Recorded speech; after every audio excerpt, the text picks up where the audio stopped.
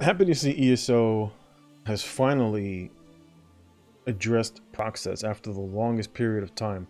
I have made numerous videos talking about how proc sets had ruined the game. Not only did it ruin the game, but it ruined ESO's ability to theory craft good content, because a lot of the content that they created heavily revolved around proc sets. Because most PvPers, like in most MMOs, you typically have to buy the latest expansion to get the upgraded gear. For example, like in WoW, you get the the level expansion for new gear. Chasing, there's always going to be a little hamster wheel that they want you to get on. But for the most part, most people who typically played games and MMOs for PvP really wanted to focus on the PvP.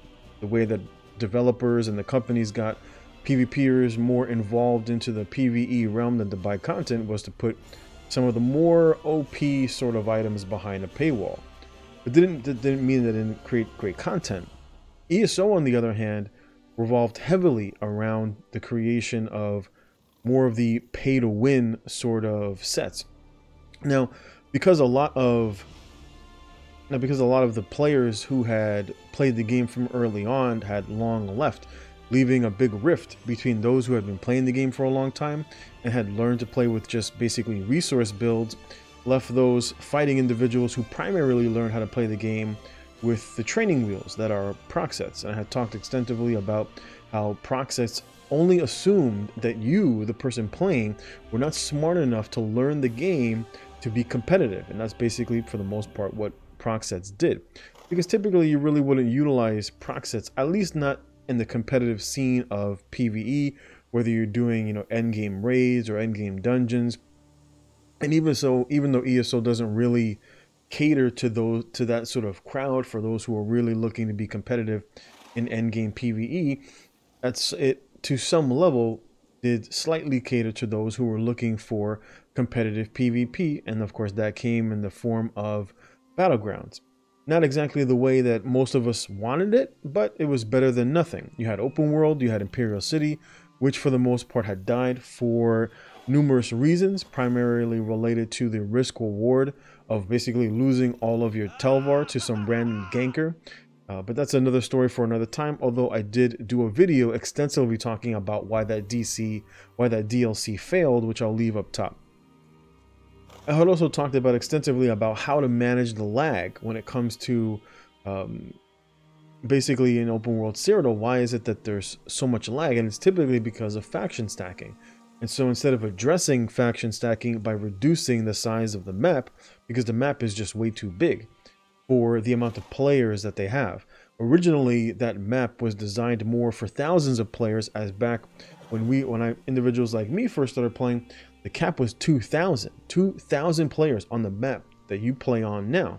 And so as a result of that, you would look at your map and you'd see keep fights, multiple keep fights. You'd see midfield fights. You'd see little fights at the forts going off.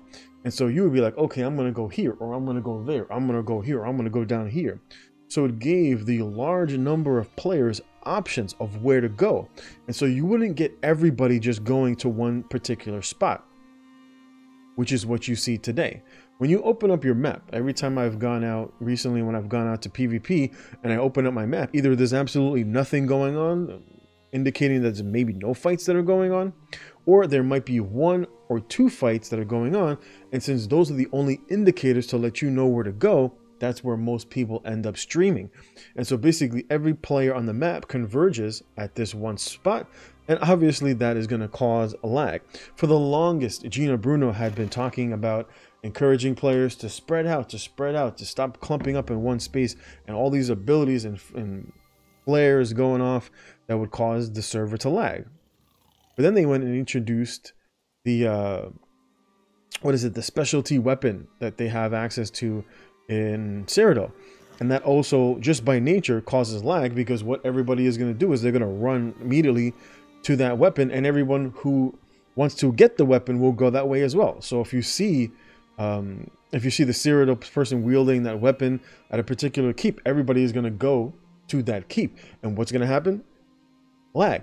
So it never made any sense unfortunately for Gina Bruno to be telling people of the need to spread out, while the actual video game developers themselves were doing everything to actually get people to clump up. It made absolutely no sense.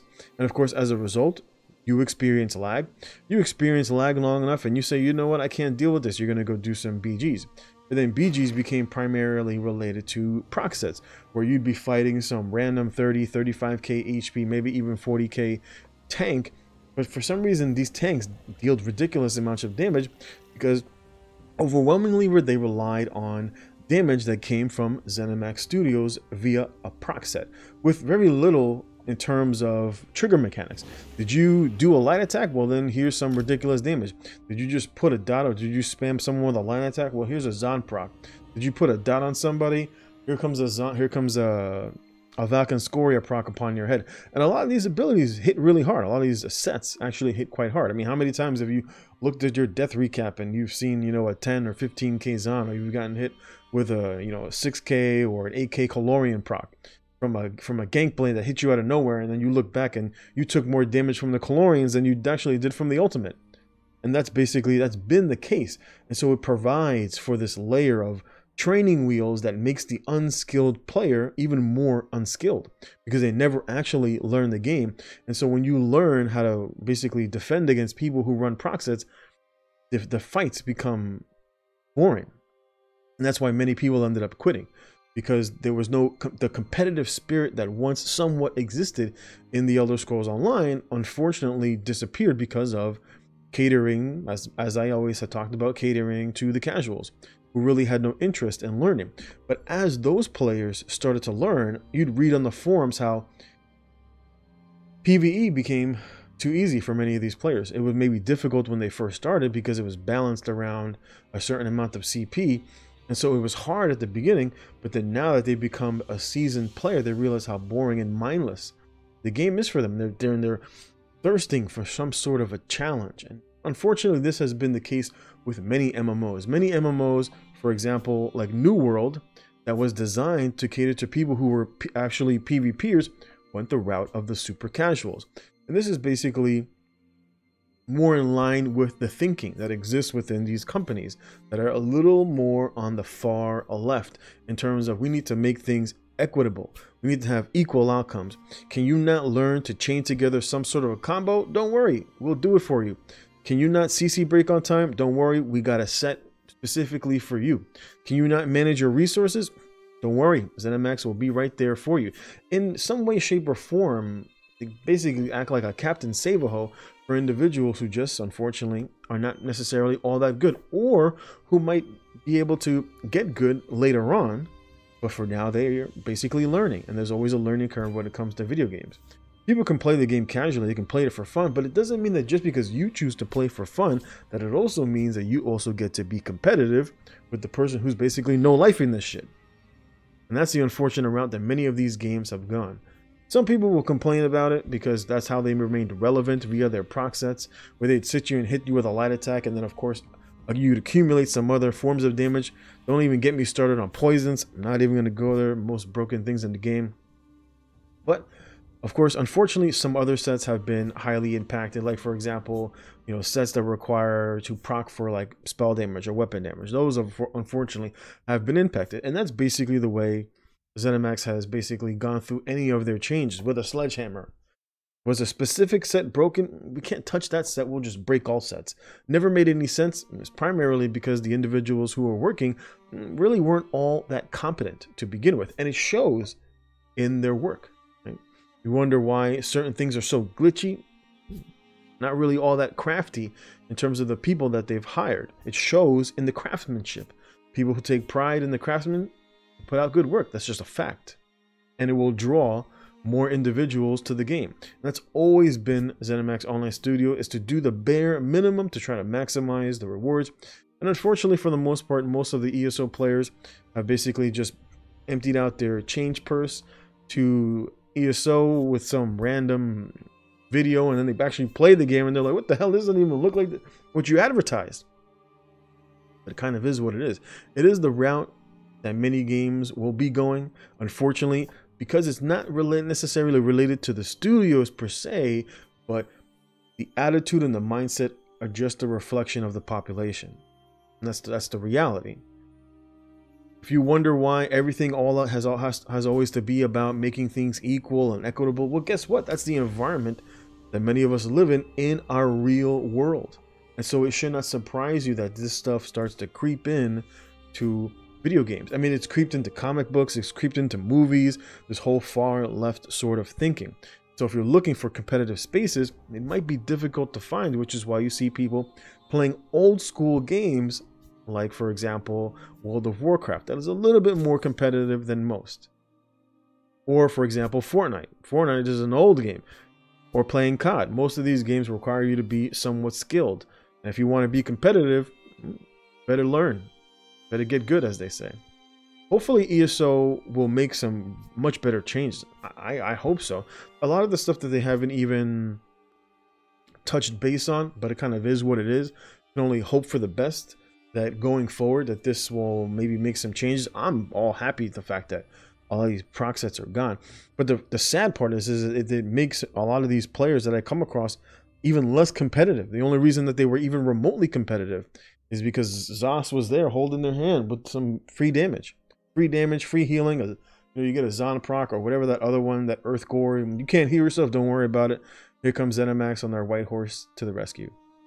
But this is a hole that they dug themselves in. Instead of actually pushing people towards their community leaders or towards their streamers who they would advertise and give drops to, I had always said the exact same thing. You always had skilled individuals that were basically tied at the hip to ZeniMax, who were basically trying to promote the game, but they never utilized them. It made absolutely no sense. And it just goes to show the level of incompetence that exists at the studio. And the inability to be able to manage a IP in a way that will act so that it actually is around for the long haul.